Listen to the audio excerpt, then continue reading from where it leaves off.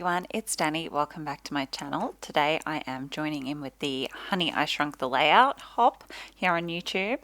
And this whole idea is that we are shrinking the layouts down. So we're either doing a smaller scale layout or we are doing a smaller layout within a 12 by 12. So like putting a 6 by 6 in the middle of a 12 by 12 kind of layout. Or I think some people might be doing kind of grid layouts where each part of the grid is a small kind of layout, if that makes sense. But what I'm going to do is just do one of my 8 by 8 layouts in my husband's not baby album but childhood album. So I have been working on this album for a while. I kind of do it in between other projects, but I just have an album full of photos from when he was little, so I'm going to go ahead and scrap this photo of him in his little jacket. It's really cute. Quite an old photo. You can see the colors aren't particularly vibrant. It's definitely one of those old like print from negative photos. So I've just chopped it down, cut out the unnecessary background. It was just fence. And I'm going to go ahead and use Pebbles the Avenue collection for this. I just thought the colors went quite nicely, and I'm pretty sure he was in his backyard at home when this photo was taken. So this collection has a lot of kind of home themed items, so I thought it was appropriate. I'm just backing the photo with some of the pattern papers from the 6 by 8 paper pad. I'm just going to use that dark floral and then the text paper, and I'm just going to work on this as if it was a large 12 by 12 layout, just shrunk down really. So that is the beauty of doing a smaller size square layout. It's very similar to doing a 12 by 12, you just shrink it down. So I'm taking a stencil from Kaisercraft, and I can't remember what it's called, but it's from one of the Christmas collections, and it's like that sweater pattern, kind of like Nordic. Yeah, kind of hard to explain. I can't remember exactly what it was called, but I'm just using my Distress Oxide ink pad in Chipped Sapphire to sponge that through the stencil, and I'm just kind of doing it randomly. I just want a bit of a a bit of something else on that background. It's very subtle because it is quite a similar color to that background paper that I'm using, but I am trying to follow that diagonal line down the page. So there we go, that is done. Now I'm going to pop my photo down, and I'm going to add my title before I embellish because I don't want to design myself out of a space for a title. So I'm going to use these alphas, and I'm just going to use this "You Are Loved" title because it is a smaller size font, so it fits nicely with this smaller size layout. So while I'm popping that down really quickly, I'll just let you know all the hop participants are going to be listed in the description box below, so please make sure to hop along and check out everybody's videos. So now I'm going to go in with some embellishments, and I think I mostly use stickers on this layout because some of the die cuts are quite large and these stickers are a nice small size, so they're really easy to use on this small layout. I'm going to use a couple of these gold foiled houses, and I really like that sticker there, the white one that says "Home is where the heart is," and I'm just tucking this little "Stay Cozy" sticker above it because I want to pop that house in as well, and the two white and white was just a big blob of white that was bothering my eye, so I like that a lot better. And I'm going to add some of these gold puffy leaves. How beautiful are these? They're so lovely. So I do use quite a few of these on the layout. I use one in each cluster, I think, or I use two at the top here, and I use a couple down the bottom as well.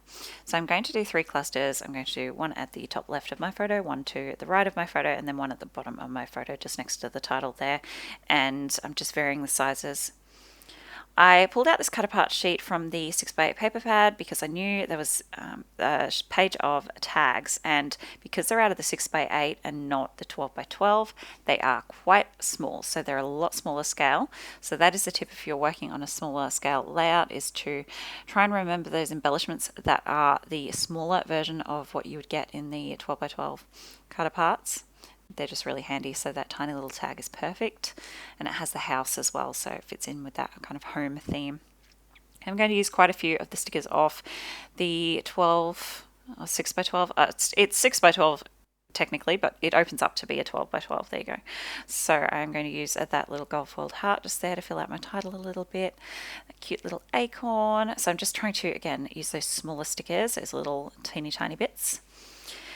This page I use quite a bit, these little florals. I didn't want to go too floral heavy because, you know, he's a little boy, but I don't mind using florals on a boy's page at all. So I do use quite a few of these teeny tiny floral stickers. They're the perfect size for this smaller layout. I am going to end up moving that little blue flower. It was just fading into the background too much, but I love these red ones and these pink ones. They pop really nicely against the blue. So just building up my clusters, using a few of these leaves. I love those little mustard flowers. Another little black and white leaf in there. And I'm going to fiddle around a fair bit with that bottom cluster in particular, the one down near the title. I just couldn't get it to sit quite right. So yeah, it's just a little awkward. That was just looking really messy. So I pull up this larger one and try to fix the angle, and I still wasn't happy with it. So move the leaves around, and I do fuss with this quite a bit until I get it to how I want it. But I'm quite happy with it in the end. Just got a little floral and leaf cluster there, and I put those two little leaves kind of like they're falling out of the bottom of that cluster. I really like that effect. Again, just sprinkling some more of these teeny tiny florals around. I use quite a few, but because they're so small, they're not overwhelming.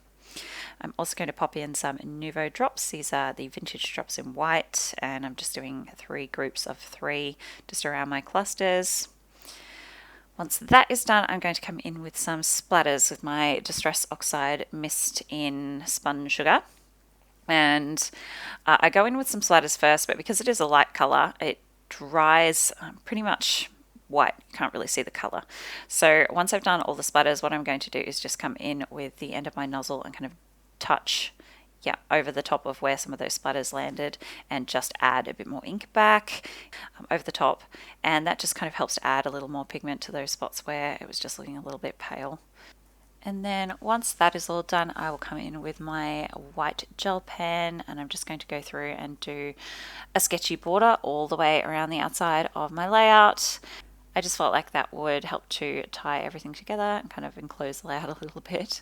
And I did have a bit of trouble with my first pen. These pens can be a little bit iffy when they're starting to run out, so I just switched to another one. I always recommend keeping a few of these on hand if you like using a white gel pen. It's the Uniball Signo Broad Tip Gel Pen, if you're wondering what I'm using.